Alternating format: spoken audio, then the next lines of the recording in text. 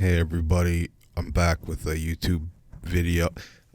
Could you imagine if I did every single one of these like this from now on? Anyway, I'm doing this no script, no bullet points, nothing. Pray for me. I'm sorry for what you're gonna listen to. I beat Persona 3 Reload in like a few days, and I've sat on it now for a few days, and I think that game was pretty cool. The first like two or three trailers were really ugly, and pretty much I was put off of the game entirely and never looked into it again. Then I heard the game was on Game Pass, and I decided, hey, I can play it for $10. Why not? I like Persona even if it's ugly. Turns out, games go through a thing called development, right? And the game's really pretty now. There are some areas where it still looks like shit, but like some parts of the old trailers looked like Pokemon, where there were no shadows or anything. It was really, really bad. But this video might not even be that long because I don't have much to complain about. Like, I'm gonna praise it obviously, but like the only bad is some of the songs were bad compared to the original, and the game is too easy even on hard. I didn't want to play on Merciless because at that point it's gonna just be too much. I like there being a middle ground. But I pretty much blew the game apart. There's a lot of good that comes from Persona games being easier. I almost maxed out every single social link on my first run without a guide. And I've only played this game once previously, the base game, and that was back in like 2015, so it's not like I remembered everything. And this is the Persona game I think I would recommend most to newcomers. Like, if I had a friend that said, hey, I want to play Persona, which one should I play? I'd recommend them this one. And I think it's always going to be like that with this series. It's always going to be the most recent.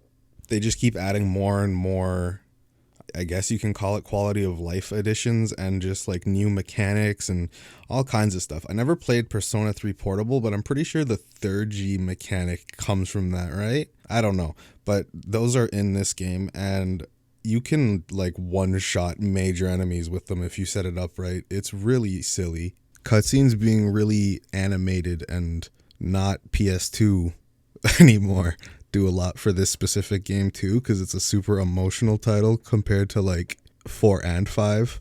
And when it came to the emotional scenes, the music didn't miss. They made sure those songs were on point, and the voice acting for the English side of things was very, very solid. Since all of the original cast voice actors are old and crusted now, they did come back, but didn't reprise their roles. Is that the right word, dude? Did I use it right? I hope so. So instead of Yukari's old voice actor voicing Yukari, she now does the the antique dealer, and I think Akihiko is the cop that sells you weapons. I think what makes the game the most easy actually isn't even the fact they added a bunch of new stuff. It's just like they took Tartarus, and it's almost like they didn't know what to do with the stamina system and just entirely scrapped it instead of reworking it to be a balanced part of the game.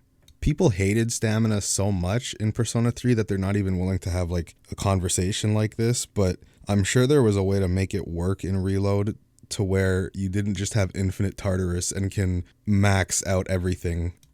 Because you can also pull the sun, I think it's the sun, right? The sun arcana that lets you fuse personas 5 levels above you. So I'm out here with Satan at a boss where I shouldn't have Satan. It's so I don't know if this game is shorter than Persona 5 or not, because I remember with that game, I finished it in about 110 hours. This game I finished in 60 flat. So I don't know if I was just lost in Persona 5. I don't know. Neither of the games I just left on, so it's an accurate comparison.